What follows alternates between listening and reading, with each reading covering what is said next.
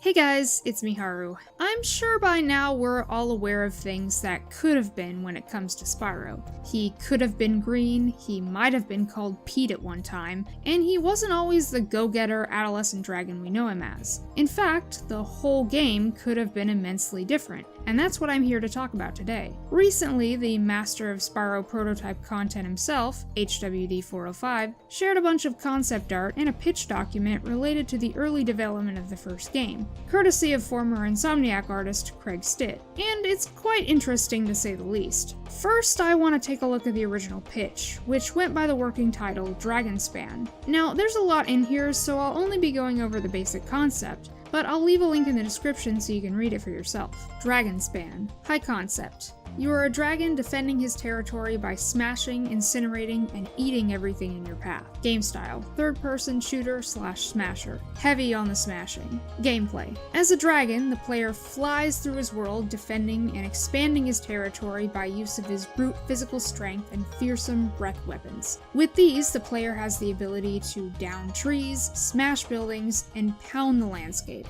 In addition to physical attacks, the player can use a more refined form of attack via magic. Spells such as Charm, Heal, Berserk will help in the further conquest of his foes. Various playfields, or eras, would have a different dynamic driving gameplay. Examples would be a forced scroll or reactor type round, or the focus of play could be derived from the classics like Breakout or Defender. As the game progresses, your dragon would grow in terms of size and abilities. Environment: the game takes place during epic times in an Earth's past, present, and future where magic and myths rule. The history of this world follows the familiar path of our own, but with far more fanciful and deadly flair. Mythological creatures abound, there's a lost world at the center of the Earth, majestic cities float amongst the clouds with Da Vinci-esque machines flying between them, and much, much more. The premise: one of many potential stories. The Circle of Dragons is an ethereal council that oversees the evolution of both man and dragon. They have two goals. The first is to protect humans from all forms of evil or catastrophe as they evolve into a more sophisticated race. Their second goal is to ensure that all dragons reach the next plane of existence: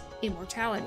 The council appears in your dreams and provides you with tasks and guidance over a many-century-long trial period. There are other dragons scattered around the globe, but because they cannot venture far beyond their lairs, gatherings are rare except during mating seasons. The goal: again, one of many potential goals: to complete all of your quests, save humanity, and become immortal, joining the Circle. Now, I don't know about you guys, but reading this gave me major Dragon Rage vibes. I wouldn't be surprised if I'm the only person who remembers that game. But yeah, pretty different, huh? Imagine a huge, more realistic-looking Spyro terrorizing villages and blasting his way through armies of Norks. Speaking of which, before we had the cute and recognizable design by Charles Zambilis, we had these concepts by Stitt, for both a young and adult Spyro. But that's not all. We also have some early Cyclopean Nork designs and environment concept art, two of which depict the Beastmaster's Swamp, which likely became the Beastmaker's homeworld, and an area labeled Aquatic that bears a resemblance to Lost Fleet, but could have been the original idea for the Aquafire's world. That's all I've got for this video, but according to HWD, this is only the first in a series of developmental materials he'll be sharing, so stay tuned for more. As always, don't forget to subscribe for more casual gaming content, and I will see you next time. Until then, this is Miharu, signing off.